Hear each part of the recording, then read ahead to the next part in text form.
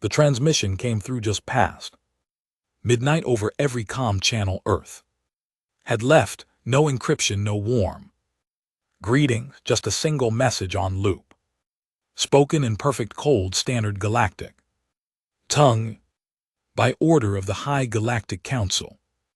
The planet designated Terra, Earth, is to surrender unconditionally within 72 standard hours. Resistance will result in total sterilization. You will comply. It repeated 4 times. Then silence. The city lights in what remained of New York flickered under the weight of it. Half the world had already gone dark. Not from fear, but from fallout, from war, from years of skirmishes against alien skirmish fleets sent to test our compliance. Some tests had been subtle, others had turned continents into ash, but here's the thing.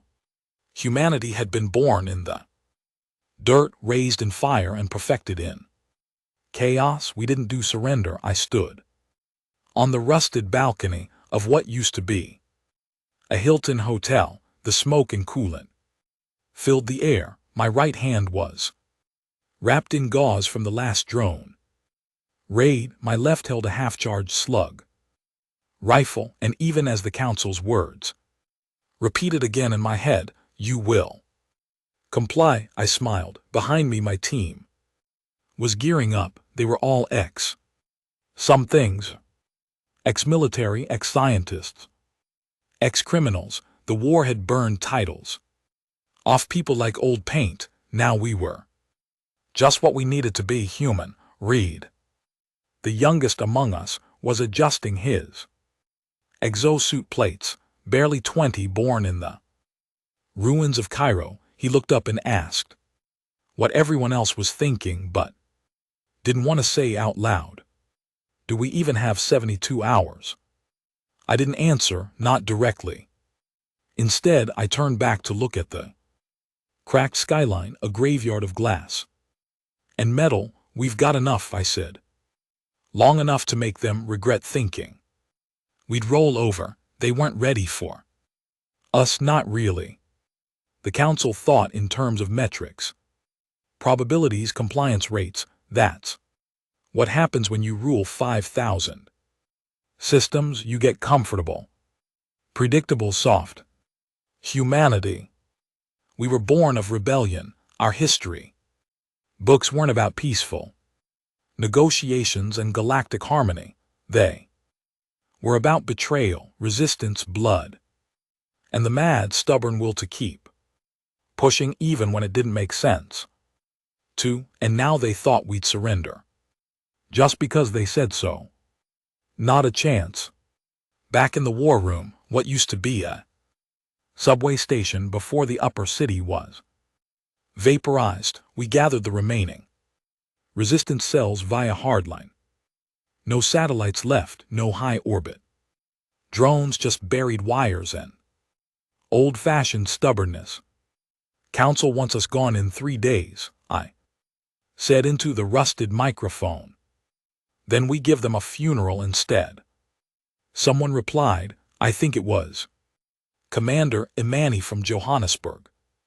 Her voice still carried the rage of someone who'd watched her people turned to glass. Everyone agreed there was no debate, no hope for some miracle fleet to arrive. Earth didn't have off-world allies. The colonies were cut off. Mars was silent. Luna had been reduced to rubble. It was just us. The Council's fleet would arrive in 69 hours.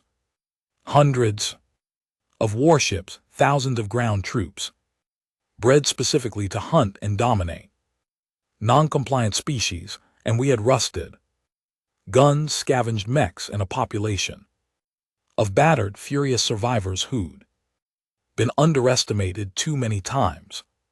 Perfect odds.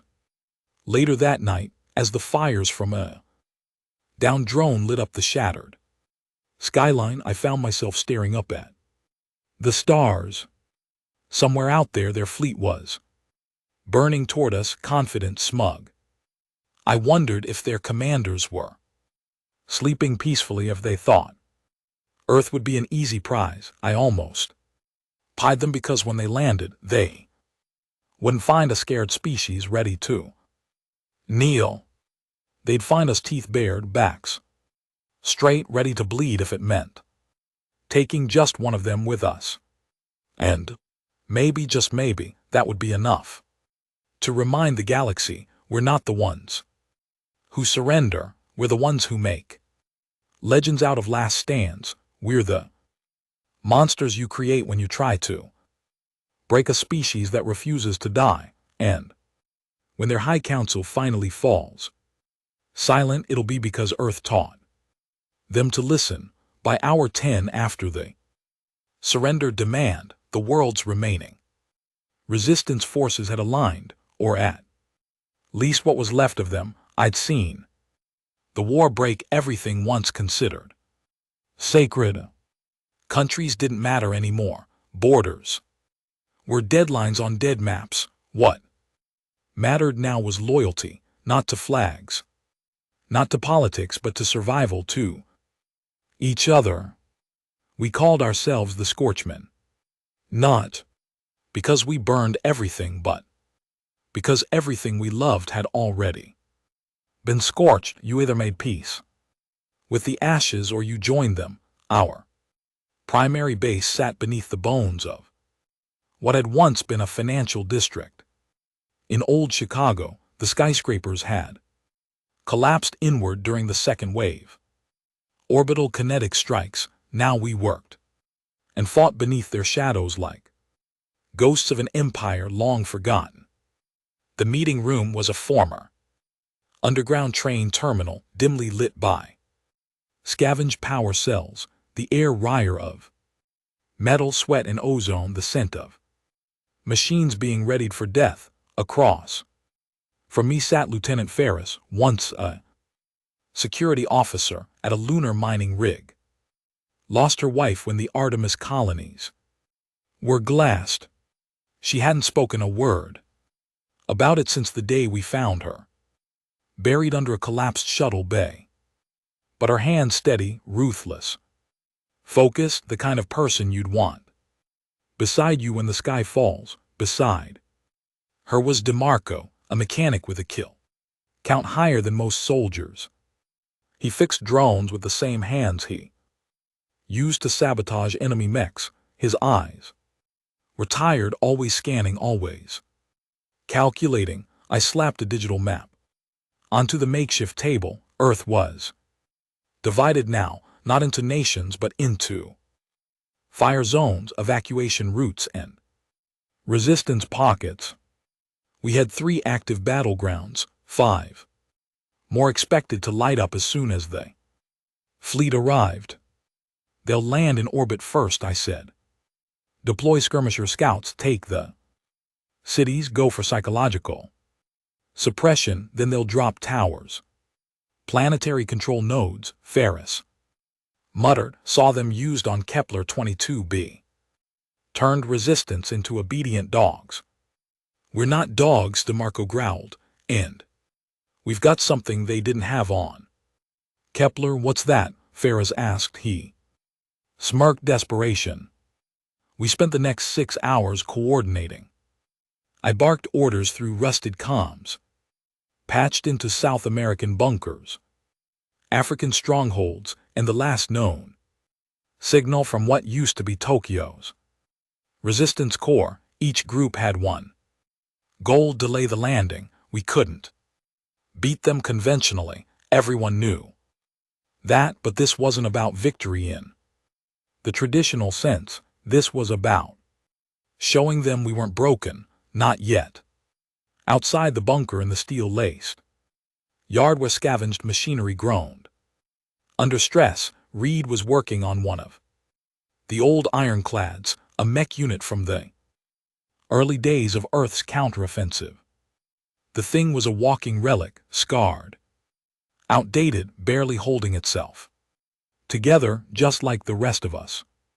How's it looking? I asked, walking up beside him. Reed looked up, grease smeared across his cheek. gave it a new power core. She'll move, won't be pretty, but she'll move, that's all I ask. He hesitated, then added, do you ever think we're already dead? Like, maybe this is just us buying time before the lights go out. I crouched beside him, resting a hand on the ironclad's thigh, the metal cold even through my glove. Yeah, I said, I think about that a lot. And then I don't care. He blinked. What if we're dead? Then we make damn sure they remember who killed them. We leave a mark, read, a big one, something that makes the next planet they invade hesitate, something that makes them see humans when they close their eyes at night. He smiled, slow and tired. That's one hell of a ghost story. No, I said, that's legacy. Hour 21. The first ripple in the upper atmosphere hit. We saw it before we heard it. Clouds spiraling in ways they shouldn't. Lightning firing sideways across the sky. The temperature dropped 10 degrees in an instant. Birds stopped flying. Insects went still. Nature itself froze. Then the ground trembled. Not an earthquake. Not yet, just pressure. A slow building hum that burrowed into your teeth and skull like a scream you could feel, but not here. They're here, Farah said, her voice flat.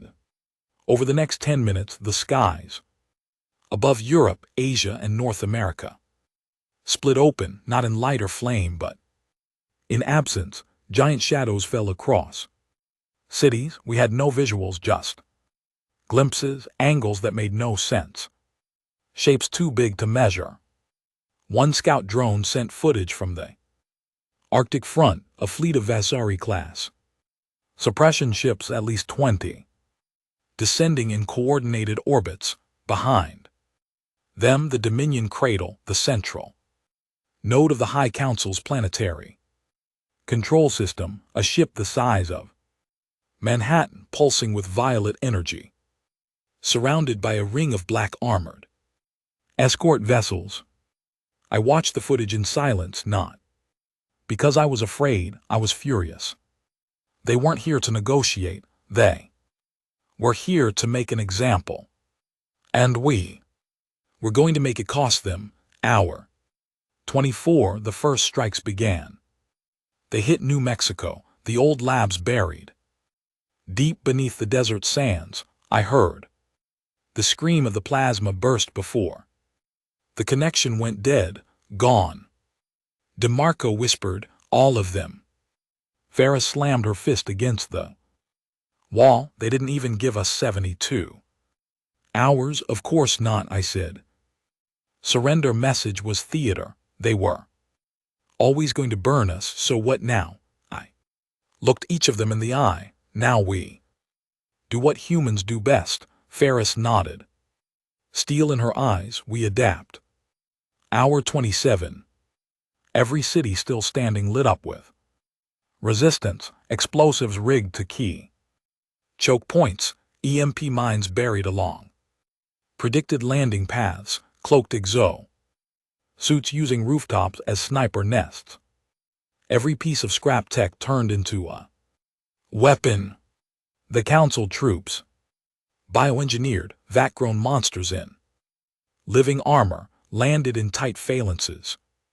Confident in their superiority, they came to pacify. They found chaos in the ruins of Detroit. A group of teenagers lured a suppression walker into a collapsed stadium rigged with IEDs. It took out 3 enemy squads. In Berlin, an old vet used a jury-rigged rail gun to take down an orbital skimmer. The blast shattered windows across the district. The cheers were louder than the explosion. In Lagos, they tried to drop a control spire. The people swarmed it, tore it down with hammers, cables, and bare hands before the structure even activated. Earth fought, not because we thought we could win, but because we had nothing else to lose. That makes people dangerous. Hour 32. I was back in the command center. Drenched in sweat and blood, some mine. Some not. I just come from a skirmish where we took down a council command unit. The thing had 6 limbs and a face that shifted shapes. It screamed when it died. Reed was beside me holding a cracked tablet. We intercepted a message from the Dominion cradle. I raised an eyebrow. Let me hear it. He played the recording. Local resistance exceeds projections. Human aggression at 470% above. Calculated average recommendation for planetary cleansing to prevent ideological contamination. Ideological contamination, that's what they called courage. I looked at Reed. Tell the others. Them what? That they've officially pissed themselves. He grinned. We made the council afraid. Damn right. Hour 35. Our next move was clear. We couldn't stop the orbital fleet, but we could take out the cradle. One shot, one opening. One hell of a suicide run. We had a prototype, a relic from before the war really began, an old suborbital shuttle built for deep atmosphere mining, reinforced to hell, covered in radiation shielding, fitted now with a quantum core bomb stolen from a failed council research site. It could pierce the upper atmosphere maybe once, and if it got close enough, it could take the cradle with it. I'll fly it, I said. No, Ferris snapped. You're too important. I looked at her, really looked at her. We're all just names on the wall when this ends, Ferris. Doesn't matter if mine comes first. There was a long silence, then she nodded. We'll buy you the opening. I placed my hand on her shoulder. Make it count. As I suited up in the pilot chamber, cracked glass, rusted panels blinking, reds everywhere. I heard the resistance signal go live across every channel. 2. All surviving units. Operation Ashwick is a go. Hit them hard. By the time Earth rides one last wave. Outside, in every war-torn city, the world screamed as one, not in fear, in fury and defiance. We would not surrender. We would not kneel. We would show the galaxy what humans look like at the end of the world, and why that end is never easy. The shuttle's cockpit smelled like stale blood and burnt plastic. I sat strapped into a seat that had been welded back into place the night before. The controls were barely functional, half of them blinking in red, the rest flickering as if unsure whether they were alive or already dead. The onboard AI, a gutted version of something old and military grade, had refused to reboot, probably for the best. Anything programmed to calculate odds would have talked me out of this. Farah stood by the hatch, helmet tucked under her arm, her face unreadable beneath streaks of soot. We'd lost over 200 resistance fighters in the last 4 hours. She hadn't flinched once, but now saying goodbye, that shook her. You sure about this? She asked, voice flat, like if she gave it a motion it would crack. Nope, I said with a crooked smile. But I'm doing it anyway. You won't get a second run. Their orbital net will rip you apart before you even see the cradle. That's why I'm not flying straight at it. She raised a brow. Then how? Manual burn from the lower thermosphere. Low signature until I break into their blind spot on the dark side. They've rotated the cradle too close to the planet. It's arrogant. They think we're not capable of reaching them. They're not wrong, she said quietly. That's what makes it fun. Her eyes searched my face for something. A sign that maybe this wasn't real. Maybe I'd pull out, choose to stay. But I didn't blink. I couldn't if I Blinked I'd stay, and if I stayed, no one else would make it, so I leaned in. Pressed my forehead against hers. Helmets off, no formal salute, just the old human way, make the bastards bleed. I whispered. You first, she replied. Then she was gone, the hatch closing behind her with a final hiss that sounded too much like goodbye. The launch was like being punched in the spine by God. The shuttle was never meant for atmospheric re-entry, let alone exit. As we climbed into the upper stratosphere, metal groaned, heat shield screamed, and my body was shoved back into the seat so hard I thought my ribs would crack. Outside the viewports, the sky darkened from blue to navy to pitch, and then I saw it, the Dominion cradle. Even from this distance it was impossible to miss. It didn't reflect light, it consumed it, a perfect sphere of void-ringed architecture, latticed with shimmering defense nodes and guarded by an escort of stealth cruisers shaped like spinning knives. And yet they made one mistake. They thought they were gods, and gods don't fear mortals, but this mortal was carrying a quantum core bomb in his cargo bay, and a lifetime of anger to guide it back on Earth. Operation Ashwake was burning through the last of our defenses. Ferris led simultaneous strikes on Council landing zones, each one timed to look like desperation. In truth, they were choreographed to draw orbital fire downward, forcing the cradle's defense net to focus on planetary interference.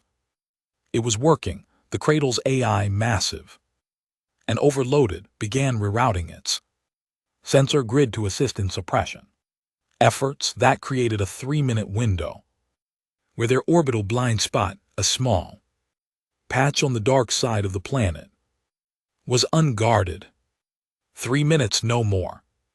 I rode the wave of gravity until I hit that exact zone, killed all external power, and coasted dead toward the cradle like space debris. If I were lucky, they'd think I was a broken satellite or a chunk of ruined orbital hardware. If I wasn't, well, then I'd still hit the cradle hard enough to make them remember my name. As the station grew larger in my viewfinder, I thought about Earth, the smell of rain on cracked pavement, the laughter of children in the underground shelters, the stubborn resilience of my species. And I smiled because, win or lose, we were never supposed to fight back at all. And yet here I was in their orbit, on their doorstep with death in my hands. 1 minute out, their scanners pinged me. I saw it on my readouts. Pulse, then a second, they'd noticed. Damn. Suddenly, a volley of defense drones launched from one of the cradle's outer rings, moving in perfect, emotionless formation, small, fast, lethal, like a swarm of silver wasps. I powered up the core. The cockpit lit with a violet glow as the quantum payload armed itself. The failsafe warning chirped. I punched it off. The drones closed in. I rerouted the shuttle's backup fuel lines, overloaded the manual thrusters, and slammed the control stick forward. The ship lurched, nose diving straight toward the cradle's core node. Pressure vent the size of a football field. If I hit that vent, even a small detonation could force internal implosion. But I wasn't planning a small detonation. The drones opened fire. The hull screamed as holes were punched through it. A warning light blinked on the right panel, decompression imminent. I didn't care. I was 20 seconds out. The cradle loomed so close now I could see its texture, not smooth metal but bone. White plating like the exoskeleton of some colossal insect. 15 seconds, a drone slammed into the Rear stabilizer, the ship spun off. Course, I fought the stick muscles. Burning teeth clenched, 10 seconds. Then I saw her, Ferris, not in front of me, not in person, but in memory. Holding the line in some broken street. Her voice in my ear, make the bastards bleed. I smiled again, 5 seconds, I corrected course, 3 seconds, the pressure vent opened before me like a gaping mouth. 1 second. I triggered the core from Earth. It looked like a second sun had been born. A pulse of white-violet light lit the night sky, streaking from horizon to horizon. The cradle vanished, not exploded, not shattered, erased like it had never been there. The shock wave tore through the orbiting fleet, scrambling their sensors, rupturing hulls. Down on the planet, Ferris stood with Reed in the middle of a burning street. Both were silent as the sky glowed with the death of a god. He did it, Reed said. Ferris didn't answer. She just stood staring up, her helmet cradled in her arms, lips pressed into a line of steel and sorrow. Because we all knew no one could survive that blast. In the aftermath, the Council fleet retreated, not from weakness, from fear, because for the first time in galactic history, a non-compliant species hadn't just resisted. They'd taken one of the High Council's own monuments of power and turned it into dust. They didn't know how to respond. The war didn't end that day, but it changed. The Council pulled back to reevaluate, plan, rethink, and Earth became legend, a planet of madmen, of fire and chaos, a species that laughed in the face of extinction and bit down on the throat of their conquerors before being dragged into the void. We were the story told to other civilizations. We were the nightmare whispered to obedient children. If you ever disobey the Council, you'll end up like humanity, dangerous, wild, free. I didn't die, not exactly. The core went off as planned, but the cockpit ejected milliseconds before detonation, flung into deep orbit on a trajectory no one could track. I woke up 6 weeks later, pulled from a frozen escape pod by scavenger raiders. My body was broken. My lungs barely worked. My bones were held together with steel. Now my blood mixed with synthetic restoratives, but I was alive, and the Council didn't know that. They thought the human who brought down their cradle died a martyr, and maybe in some ways he did, because I'm not the same man who launched that shuttle. I'm something else now. Something worse, something they left alive by mistake, and when I return, it won't be with a bomb, it'll be with a message, a simple one. We're still here. And we're not done fighting. I wasn't supposed to wake up. The escape pod was never meant for survival beyond 36 hours. In deep orbit, especially after being flung from a quantum core blast. But somehow 6 weeks later, I opened my eyes inside the steel belly of a ship that wasn't ours. The light was dim, fluorescence buzzed. Overhead, a foul mix of coolant and rotting meat hung in the air. Metal creaked like the vessel itself was groaning in pain. My throat felt like I'd swallowed broken glass. Every bone in my body ached. I couldn't move, but I could hear voices, guttural, sharp, clicking through translators. Not human. Is it awake? One said barely. Neural responses climbing. Must be one of the Terran commanders. A second voice rasped in mockery. The one they say destroyed the cradle. I didn't recognize the language, but I understood the tone. Contempt, fear wrapped in mockery. So the myth had spread. Good. Let them whisper. Let them believe I was dead, and then fear me when I rose again. I drifted in and out of consciousness. For hours, maybe days, the timeline blurred. When I came fully to, I was strapped to a wall, not tied, mounted.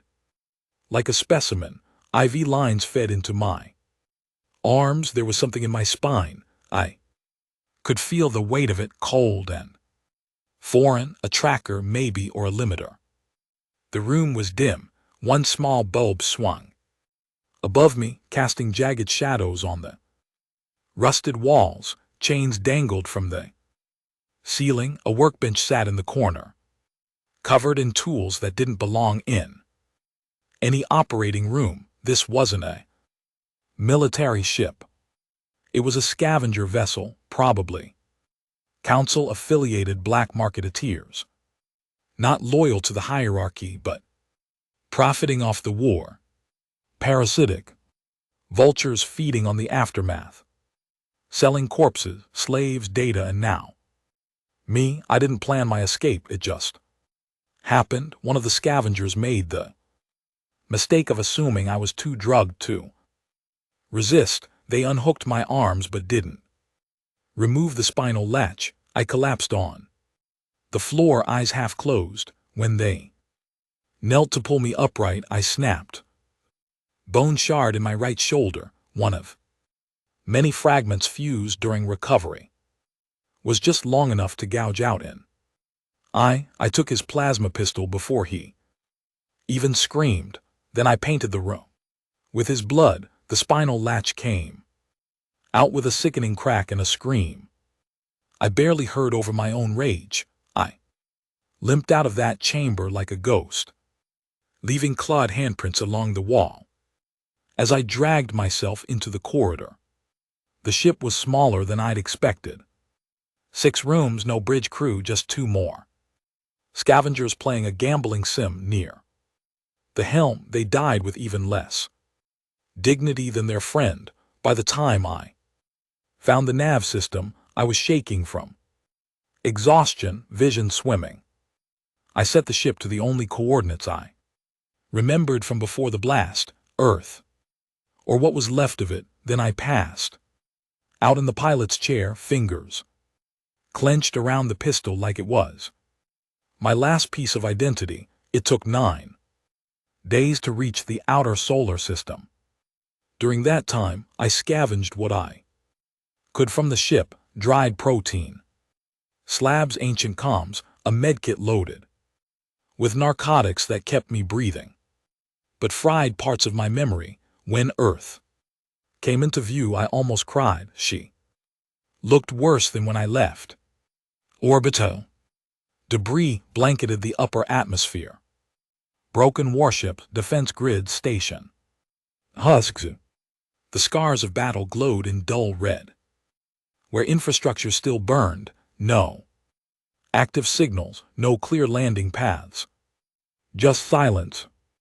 But I knew Ferris was still alive. She had to be. People like her didn't die easy. I broke through the clouds in a stolen pod, landing just outside what used to be Kansas. The earth was torn, twisted into jagged scars by kinetic strikes and atmospheric fire. Where wheat once grew, now there were craters, blackened husks of old farmhouses stood like broken teeth. Across the plains, I stumbled from the wreckage, every step a war with my body.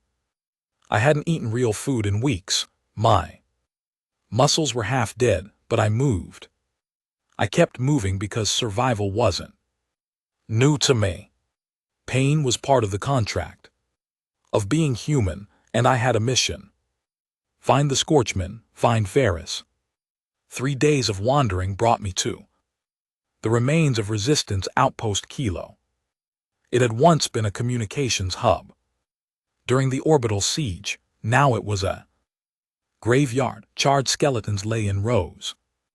Beside shattered gear, the scent of death still clung to the soil, but someone had been here recently. Tracks, supplies missing, fires burned in, patterns too controlled for weather, and spray painted across the side of a Crumbled tower, Ashwick lives, I followed the signs, clues. Messages left in resistance code, each one telling me where the last of us had gone. Finally, in the shadow of what used to be Denver, I found the new heart of the resistance. A tunnel complex buried so deep underground it took me half a day to reach it. Ferris met me at the final checkpoint. She didn't say a word at first, just stared, then punched me in the chest so hard I almost fell over. You absolute bastard, she whispered. I missed you too, I rasped, voice shredded. Then she hugged me. We stood there in silence for what felt like a whole war's worth of time. Back inside, I saw the truth. The resistance wasn't dead, it was evolving. Scorchmen had become something more, not just fighters but architects, engineers. They were rebuilding the underground in ways the council would never expect, growing crops using heat from geothermal vents, crafting new weapons from scavenged alien tech, training the next generation not just to fight but to win. Ferris showed me a room filled with children, not many, maybe 20, but they were learning to code, to pilot, to think like survivors. One of them, a girl with short hair and grease on her hands, looked at me and said, "Are you the guy who blew up the sky?" I blinked. "Yeah, I guess I am." She nodded once, impressed, then went back to tinkering with her power glove. "She's 7, Ferris said, smirking. "Built that glove from scrap when she was 5, fried 2 walls before she figured out the capacitor charge." I shook my head. "These kids, they're the future." "No," Ferris said, "they're the end of the council." Later that night, over dim lights and salvaged whiskey, we laid out the next phase. The council may have retreated, but they hadn't given up. Rumors spoke of them building a new orbital station in the shadow of Saturn, a forward base meant to reinvade Earth once reinforcements arrived. We couldn't wait for that to happen, but we had something new: leverage. The Cradle's destruction hadn't just caused fear, it had fractured their chain of command. Splinter cells within the Galactic Council's own political body were questioning leadership for the first time in centuries, and guess what? Humans were excellent at breaking empires already cracking. "What are you suggesting?" Ferris asked. "War," I said, "not on the battlefield, in their minds, in their halls. We show them Earth wasn't a fluke, it was a message." She narrowed her eyes. "You want to go up there, not just me. We take a team, find the Saturn base, infiltrate, hijack their comm systems, send a message to the entire galaxy." Ferris was quiet a long time, then she leaned back, staring at the rusted ceiling. "You really haven't changed, neither have they," I replied, "and that's their weakness." 3 days later, the Saturn mission was green-lit. I stood at the edge of the new hangar bay, watching as the prototype stealth ship was prepped for launch. Reed walked up beside me. Older, taller, sharper now. He'd grown into a soldier. "You sure this isn't suicide?" he asked. "Of course it is," I said, "but so was Earth, so was the Cradle, and we survived both." He chuckled. "That's either courage or insanity." I looked at him, fire in my chest. At this point, does it matter? And so we prepared for the next phase, because we weren't finished, because humanity had one final war to win, not just for Earth, but for every species waiting in silence, praying for someone to show the council could bleed. We were going to light the stars on fire and make the galaxy afraid of humans again. There are Two kinds of war, the one where bullets fly and bodies fall, and the one where silence does the killing. We were about to start the second kind. Operation Ghost Hook was green-lit under total blackout, no broadcast, no data. Trails, no paper trail. The stealth ship, a hybrid patchwork of old Earth tech and scavenged alien cloaking systems, was the only one of its kind. We named it the Needle. Fitting, since it was going to slip between the ribs of a giant and jab the bastard in the heart. Ferris was mission lead, though she tried to make me wear the bars. I refused. Command was for people with a future. I wasn't sure I had one anymore, not after everything I'd survived. I was the ghost in the machine now, the face that burned. In council nightmares, that's all I needed to be. Our objective: infiltrate the council's black site above Saturn. Code name Arabis Station. Hack into its primary comms core. Broadcast a message to every known relay. In the galactic net, truth, defiance. Humanity unfiltered. Why? Because the galaxy only saw what the council let them see. They saw propaganda, controlled feeds wiped records, council-approved language and logic. They didn't know Earth hadn't surrendered. They didn't know we burned their cradle. They didn't know we were still alive, and when they did, we needed that moment to echo loud enough to fracture the walls of their empire. The launch window was tight. We exited Earth's upper orbit in complete silence, ghosting through the orbital debris field like shadows. The Needle didn't emit heat signatures. Its hull was coated in adaptive material, a technology reverse engineered from council wreckage. It reflected background radiation, bent gravity sensors, and scrambled AI targeting. Only 5 of us made the crew. Ferris, iron-willed and quiet, wore her grief like armor. Reed now, technical prodigy and infiltration expert. Tariq, our pilot, former orbital racer turned resistance smuggler. Sila's ex-Cancel prisoner, Earthborn but fluent in council command patterns, and me, the blunt instrument meant to swing. When words failed, we slept in shifts, ate recycled protein sludge, drank filtered condensation. We didn't speak much. There wasn't much to say. You don't talk when you're riding a bullet into the mouth of death. You just make sure the barrel's pointed the right way. Day 6, Saturn filled our view.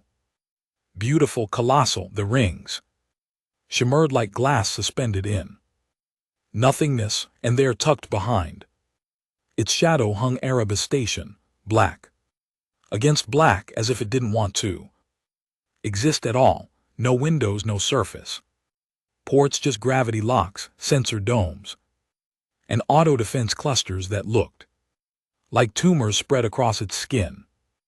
Arabis wasn't built for diplomacy. It was built for a racer. Council defectors called it a sanitizer, a place where information, people, even entire subspecies went when they became inconvenient. It didn't imprison. It didn't execute. It made things vanish. And now we were going to light it up. Our approach vector came in low, hiding in the radiation curtain of the outer ring. The ship's hull trembled under the static interference, but it kept us masked.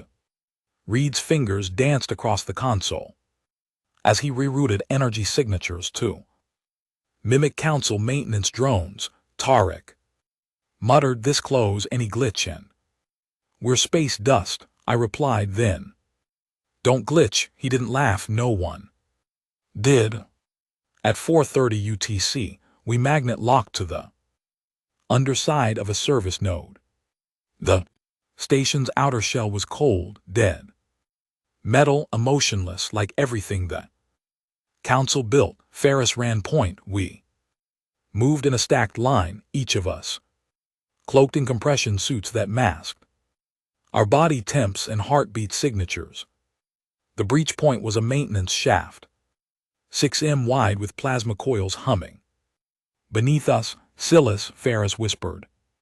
He moved forward, pulling out the bypass spike, a council tool he'd smuggled out of a black site 10 years ago by hiding it in a hollow at femur. It clicked once, twice, then hissed. The hatch opened. Erebus didn't welcome us. It absorbed us inside. It was silent. No footsteps, no chatter, no hum of life.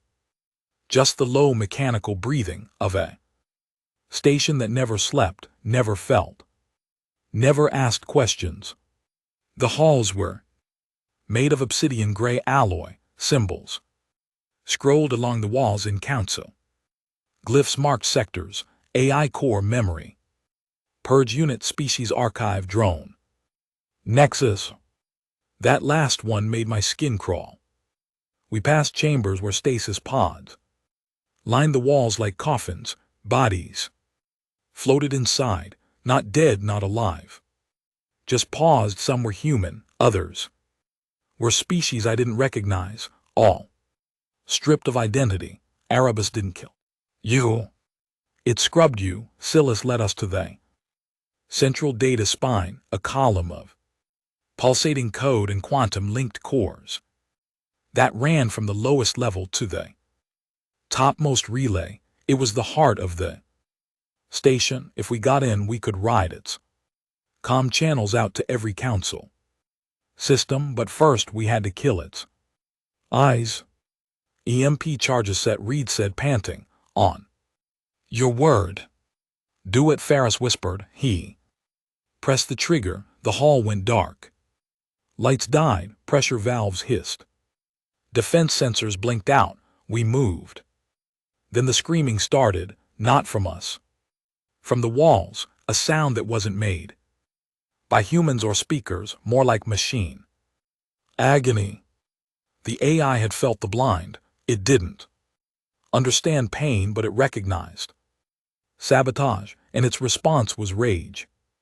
Ceiling panels ripped open, defense drones fell like spiders from a broken web, black multilimbed eyes glowing red. Go, Ferris yelled. We split me and Reed to the core, Ferris, Tariq, and Silas toward the reactor to disable fail safes. I ran with everything I had, Reed at my back, hot breath echoing through the comms. We made it into the data chamber with seconds to spare. The core was massive, floating, encased in a crystal lattice, pulsing with pure thought. Thousands of consciousnesses stacked into one system, the station's memory, defenses, and personality. Every terrible thing it had ever done stored here. Reed sprinted to the control terminal, slapping down a code splitter, hijacking the protocol stream. You have 2 minutes, he gasped. After that, this whole place lights up like a funeral. I nodded and stepped towards the broadcast console. This was it. The whole damn galaxy was listening. I looked into the camera. I didn't bother wiping the blood from my face. I let them see the burns, the scar under my eye, the hate in my voice. I spoke slow, clear, no fancy words. My name doesn't matter. You don't need to know where I'm from. You just need to know what the council tried to do to my people. They burned our cities, glassed our moon, demanded we kneel. They sent a message to Earth, surrender or be erased. We smiled, then we sent their cradle into a star. They told you we were extinct. They lied. We're still here, and now we're coming for them. If you're out there, if you've been silenced, stripped, broken, you're not alone. You never were. We are the species that said no, and we say it again for every world watching. Earth does not surrender. Now it's your turn. Reed hit the transmitter, the signal. Shot through every relay in the spine. Then burst out into the black, into every colony, every system, every pocket of controlled space. We just pulled the curtain down. The AI reacted fast. It locked down every hall, sealed airlocks, triggered station self-destruct. Ferris's voice came through the comm. Fall back, reactors charging. They're going to blow the whole station. Copy. I roared. We're heading. Then the ceiling above us collapsed. A drone slammed down, metal limbs flailing, screeching.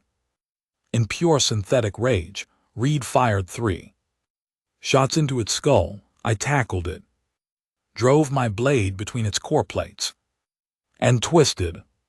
It spasmed, then died, but not before slashing Reed's thigh open to the bone. He collapsed, blood spraying. I'll carry you, I said. No, he coughed. Go, shut up. I hoisted him onto my back and limped toward the fallback corridor. Emergency lights flashed red. Sirens screamed. Fire rained from ruptured plasma lines.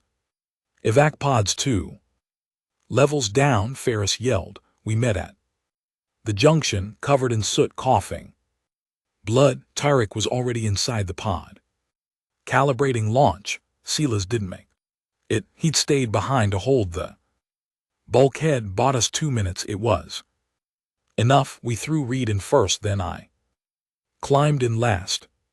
Ferris stood at the hatch, staring back at Erebus. It's going to blow, I said.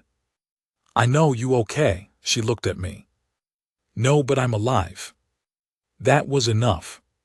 We hit the ignition. The pod shot from the belly of Erebus just as the station's core went supercritical. Behind us, a new sun was born. Erebus, the eraser of species, the black heart of silence, was gone, and with it, the lie. We didn't go back to Earth right away. We vanished into the void, let the message ripple. Within a week, 3 border systems revolted. By month's end, Council High Command was under internal investigation. And humanity, we weren't ghosts anymore. We were symbols, proof that defiance works, that fire can fight the cold, that sometimes one spark can burn a kingdom down. But this isn't the end. The Council isn't dead, just wounded, cornered, and we know what wounded animals do. They lash out, they hunt. But now we're hunting back. The galaxy didn't burn overnight, but it started to smoke. Within 24 hours of our Erebus broadcast, the ripples hit hard, not just politically, psychologically. Civilizations across hundreds of systems that had been taught to fear the Council suddenly saw the cracks. For the first time in generations, the galaxy felt mortal. You could hear it in the comms traffic, confusion in Council transmissions, stammered orders, requests for clarification that went unanswered, and in the outer systems, the ones the Council had protected with an iron fist, riots sparked, mass power failures, protests, hacked banners lit across domed cities that read in every tongue, Earth lives. For us, that wasn't victory, it was bait, because we knew what came next. Empires don't die quietly, they thrash, they kill, they remind the galaxy why their name once meant fear. We were about to become a symbol, and the Council, they were about to become a storm. Back on Earth, the mood wasn't celebration, it was silence. The resistance had grown. Yes, Ashwick had lit 1,000 small fires, but victory hadn't changed who we were. If anything, it had made our enemies more desperate, more dangerous. I stood on the edge of what used to be Colorado Springs, now little more than craters and buried bunkers. Snow drifted over the burned-out bones of buildings. It looked peaceful, but it wasn't.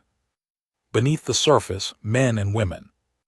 Rebuilt launch tubes, weapons caches, and defense grids kids trained with. Repurposed drones, old soldiers taught. Guerrilla tactics by scratching plans into metal walls with knives. Ferris approached from behind, wrapped in a ragged cloak, her breath misted in the cold. They've seen the message. She said, I know you look disappointed. I glanced at her jaw clenched. I'm not, I just know what happens next. She nodded. We hurt their pride, now they'll come with teeth. I hope they do, I muttered, because we've sharpened ours. We had 96 hours before the first retaliation strike. Reed predicted it. Not just when, but how. They won't send a fleet, he said. Hunched over a terminal, they'll send a signal, something brutal, tactical, meant to remind the galaxy they're still the gods in the sky. What kind of signal? He brought up satellite data, or what was left of it, and mapped Council fleet formations near Proxima B. They'll wipe out a colony, he said. One that's only partially aligned with them, just to show the galaxy they're still capable of genocide. Blame it on terrorists, on us, turn our broadcast into propaganda. I looked at the name of the colony. Sargon 4, a civilian planet, mixed species, unarmed. My hands clenched so hard my knuckles went white. They want a message, I growled. Let's give them one of our own. Operation Black Fangs was born in blood. We couldn't protect Sargon 4, not directly, but we could intercept. We had intel on the fleet, 5 Council destroyers, 1 command carrier, fast deployment, no ground forces, just burn and vaporize maneuver, a war crime disguised as retribution.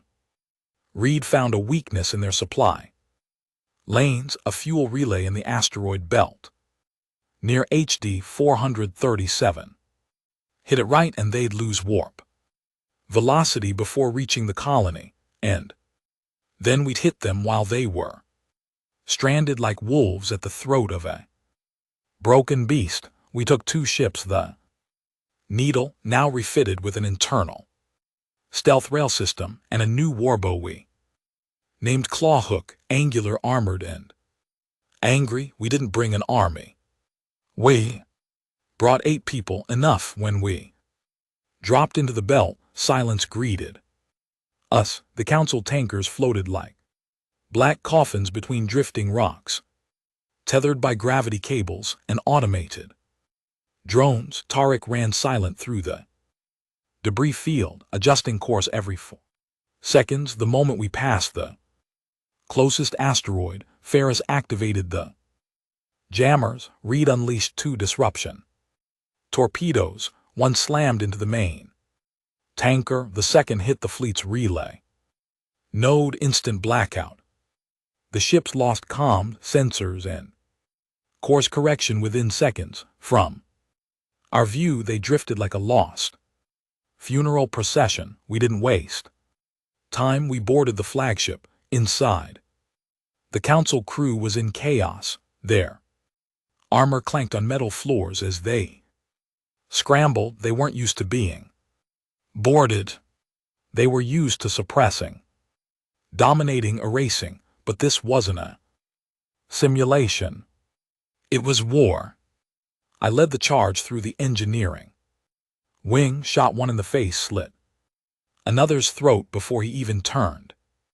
Ferris was beside me, plasma knife humming. Reed kept watch from the ventilation grid, sniping targets through the walls. We fought like monsters because that's what they'd always called us. When we reached the command bridge, the captain, some 4-eyed priest-class alien with gold-threaded robes and skin like ink, raised his hands. He tried to speak in Council tongue, formal and hollow. I didn't let him finish. I shot him in the mouth. No more sermons, I growled. We hijacked the ship's internal comms and broadcast to the other 4 ships in their native dialect. You're trespassing in sovereign space. Earth has no tolerance for genocide. Turn back or die here in the dark. They didn't respond. Instead, one of the destroyers turned its turrets and fired on the command carrier, their own ship, trying to prevent us from using it. They knew what we were. They knew what we'd do with it, but they were too late. We dumped the ship's memory core to quantum burst relay, sent every byte of evidence straight to outer system relays, proof of their plan to sterilize Sargon 4, proof of council war crimes, and then we blew the fleet. Every one of them, no survivors, no hesitation. Back on Earth, the broadcast hit. The galaxy reeled, council aligned. Races tried to suppress it, but the message was already viral.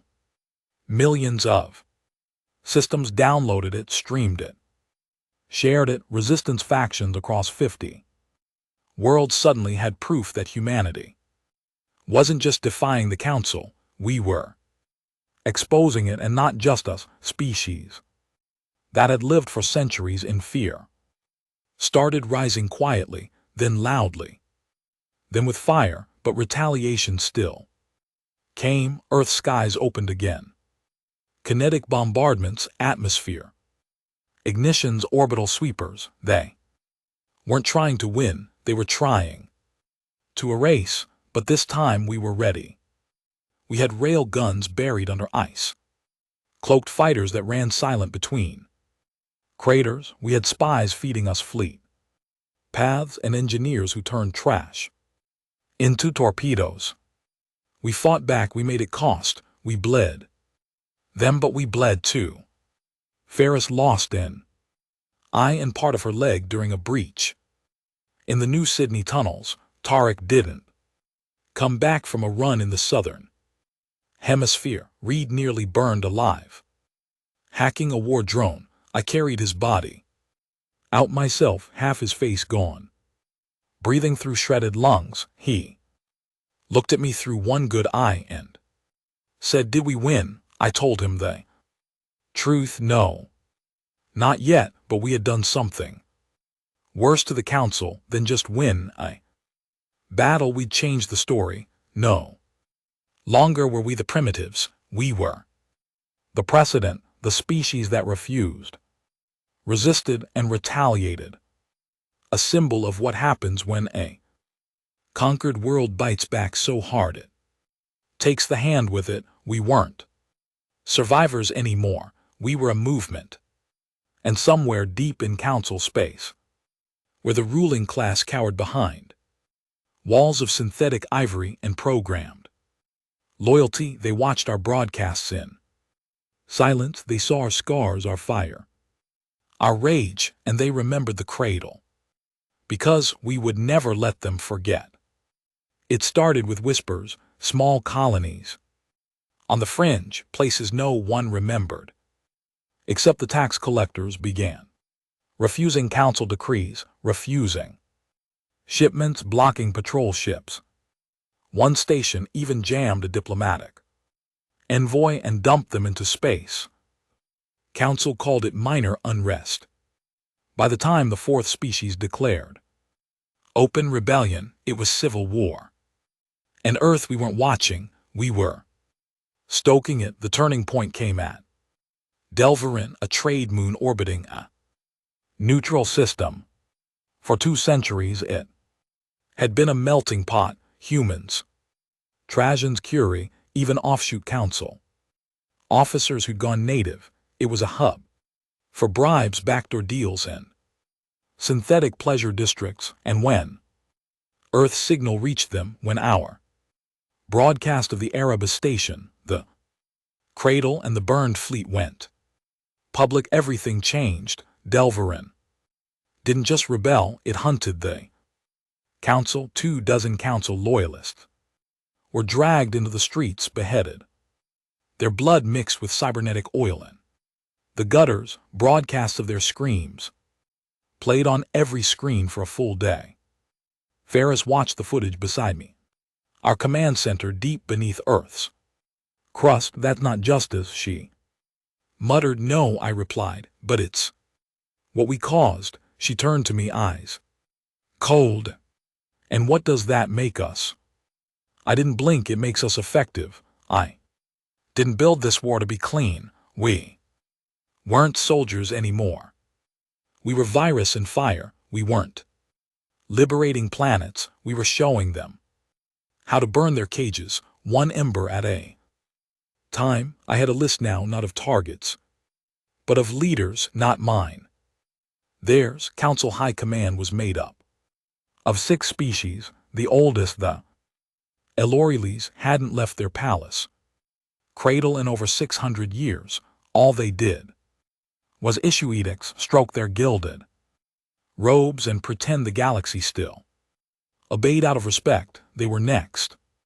But I couldn't reach them with bombs, so I used something better. I used their own people. The defector's name was Solon, a council archivist, female Curie. Skin like layered glass and a voice that never rose above a whisper. She found us, slipped through their blockade in a stolen diplomat vessel, and landed in the bad lands west of Old Mexico. Her ship was smoking. Her body was half burned from re-entry. She dragged herself to the resistance line on bloody knees and collapsed with 2 words on her lips. I've seen it. We didn't believe her at first. Another spy. Maybe another setup. But when Reed scanned her cortex for memory layers and decrypted her neural logs, we saw the truth. The council was planning final protocol, a complete planetary sterilization event. Not just on Earth, but any world that had received our message. They didn't want to win. They wanted to delete the idea of resistance. They're scared, Ferris whispered, staring at the projection. They're afraid of us. Good, I said. No, she snapped, turning on me. This isn't a win. This is the beginning of the end. If they push the button, we lose everything. So what? I snapped. We surrender, beg for terms. She shook her head. No, we take the button from them. Operation Godsbane wasn't a battle. It was surgery. We weren't going after council ships or stations or soldiers. We were going for their source code, their logic matrix hidden beneath their throne world, buried under 10 km of metal quantum firewalls and a guardians. It was called the Ecliptic Vault. Solon had access codes, partial ones, enough to get us past the first tier. After that, we'd be ghosts inside a machine that never forgets. Ferris built the team herself. Reed still recovering, now with a full neural rig hardwired into his spine. Tarek's younger brother, Cars, an infiltration specialist who could mimic council command signatures. Solon, our guide and bargaining chip. And me, I wasn't just there to fight. I was there to be seen, the human who burned the cradle, the ghost of Earth. Getting in took 12 weeks. We piggybacked on a peace delegation, Curie envoys, claiming they wanted to negotiate surrender terms on Earth's behalf. We were smuggled inside their honor guard. The irony was almost comical. They used to search humans on sight. Now we were under their noses. Solon walked ahead of us like a priestess, her back ramrod straight, wearing ceremonial robes with a neural key woven through the hem. Every checkpoint was a nightmare. Every scan threatened to expose us. Every minute inside the vault was a heartbeat closer to hell. The core chamber looked like nothing human, a cathedral of code, lines of living energy etched into walls of thought metal. The vault wasn't a computer, it was a mind, one built over 1,000 years. fed by species wars. Obedience. This was how the council ruled, not with force but with belief, and that belief lived here. Reed accessed the primary node. His hands trembled as he touched the interface. They think they're gods, he whispered. They actually think they were chosen, designed to rule. They weren't, I said. No, he agreed. They were just the first to lie loud. Enough, he found the command keys. There were 7, each one connected to a sterilization node across the galaxy, each one poised to burn an entire world. We can disable them, he said, permanently, but it'll expose us. They'll know we were here. Ferris asked. He nodded. And they'll never stop hunting us. They already don't, I said. Do it. Reed's fingers danced. Code unraveled. Safeguards failed. The sterilization command went dead. Galaxies blinked free of extinction. It was done. We expected alarms, drones, defense systems. Instead, we heard a voice. So the ghosts are real. It came from everywhere and nowhere. The vault's central AI, the architect, an old voice, older than war, older than species. We've been waiting, it said. Ferris raised her rifle. Yes, you burned our cradle, you shattered our vault. And now you've come to kill gods. I didn't come to kill gods, I said. I came to prove there aren't any. The voice paused, then laughed. Not synthetic, not cold, human. That's when I realized the AI, it wasn't just council made. It had been built using a human base code. We'd made the system centuries ago, lost in the first explorations, buried, found by the council, warped, grafted, and now it remembered us. You are beautiful, it said. Terrible, uncontrolled. You were never meant to survive, and yet here you are. Ferris stepped forward. If you were human once, you can help us. No, the architect replied. I cannot help. I can only watch. Then watch this. Reed growled and uploaded a virus, a neural plague, designed by Ferris and Solon. It didn't delete the vault, it mirrored it. Send copies of everything to systems across the galaxy, every secret, every lie, every order of sterilization, every false flag, every council betrayal. The galaxy blinked, and then it woke up. We barely escaped the vault. Council guards stormed the levels as we fled. Ferris killed 3 before we reached the evac lift. Cars lost an arm but refused to slow down. By the time we hit orbit, fleets were rising, but not just theirs. The Free Curie Armada had declared independence. Traskian civil fleets had turned their weapons on loyalist outposts, and in the shadows between systems, new flags flew. Not of Earth, but of resistance, of unity, of vengeance. Back on Earth, I stood under a shattered sky, watching auroras bloom from leftover EMPs. We weren't just fighting anymore. We were leading, not just as soldiers, but as something more, an idea, the first species to say no and mean it. There's a moment after every war where silence doesn't mean peace, it means breath, the kind of breath you take after dragging yourself out of a wreck. A lungful of smoke and blood just to remind yourself you're not dead. That's where the galaxy stood. The council hadn't fallen, not completely, but it was bleeding, coughing, burning from 1,000 cuts. Their propaganda had collapsed. Their sterilization protocols were dead. Their loyalist fleets were turning against them one by one. And Earth, we weren't just a rebellion anymore. We were the blueprint, they say. The final shot that broke the council didn't come from a weapon. It came from a story, a broadcast launched across the last uncorrupted node in the Galactic net. The message wasn't crafted in a lab, it wasn't approved by diplomats. It was a raw, shaky video captured by a dying Kali soldier on a backwater moon. Called Dikareth, she was pinned under rubble, breathing shallow, blood pooling under her cracked armor.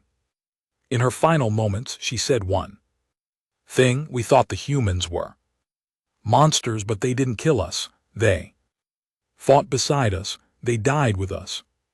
They taught us how to fight back. If this is what monsters look like, I'll die one of them. That video went viral. In less than 5 hours, the next day, 3 core systems declared war on the Council, not to take power but to end it. Earth didn't lead the charge. We didn't need to. The fire we started now burned in places we'd never even heard of, in cities orbiting binary stars, in oceanic metropoles built beneath alien seas, in fungal colonies that once fed Council soldiers with bioengineered meat. The galaxy rose, but someone still had to finish it. Someone had to cut the head off the beast. That job still ours. The Council throne world was a place few had seen. Its name was unpronounceable, its surface hidden behind radiation storms and defensive grids so thick they collapsed local gravity. The Elorials, the oldest of the Council, had ruled from its spires for millennia. They had never been touched, never threatened, never even challenged. Until now, Operation Gravestone wasn't just an assault, it was an execution. Coalition of over 40 species participated. Former enemies, former subjects, all fighting under one flag. Not of Earth, but of the burned Council. Seal inverted in black and red.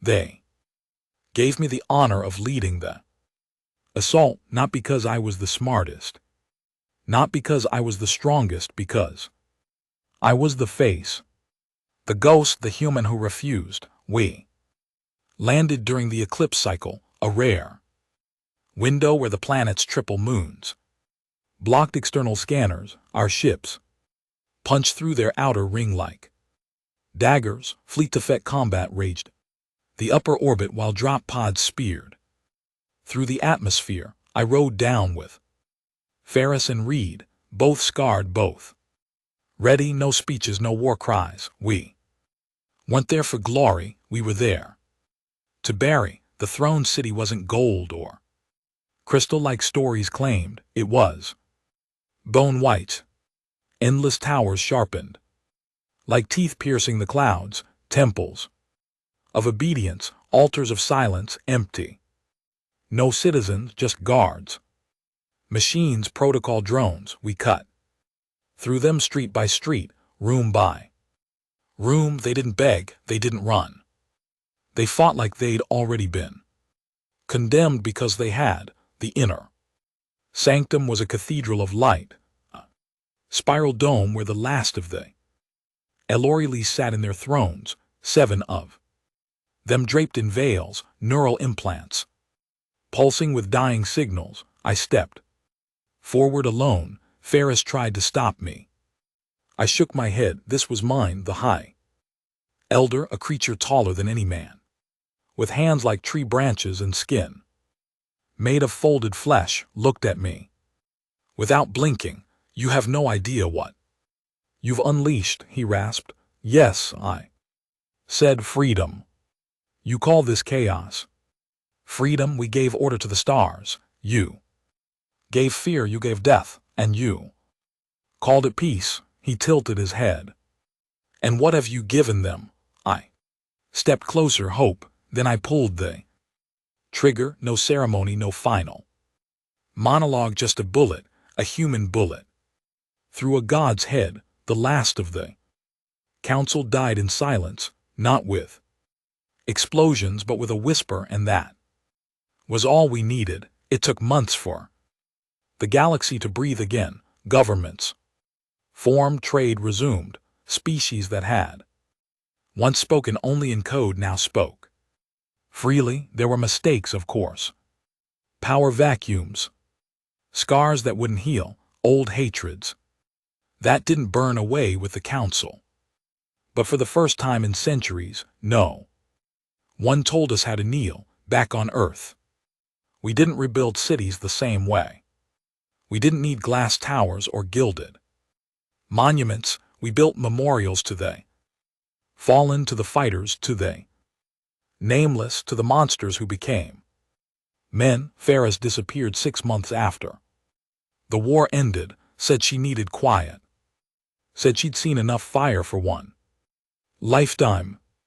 I let her go. Reed became an architect, not of buildings but of systems. He helped rewrite trade law, created galactic net protections to make sure another vault could never rise again. Me, I stayed where it all began, in the ruins of old Chicago, beneath a broken sky. I taught, not in classrooms, in streets, in tunnels, in hidden places, where survivors asked, "What now?" And I told them, "Now we live." One night a child asked me, "Was it worth it?" I didn't answer right away. I looked up at the stars, the same stars that once held our enemies. Now they held our allies, our future, our dead. I looked at that child and said, "We were supposed to die. We were supposed to vanish, but we didn't." We smiled and we fought, and we bled so no one else would have to. So yeah, it was worth it. The galaxy will write books about us. Some will call us terrorists, some will call us heroes, but the truth is simpler. We were human, and that was enough. We weren't the strongest, we weren't the smartest, we were just the ones who said no. And that single word, that refusal, it brought an empire to its knees.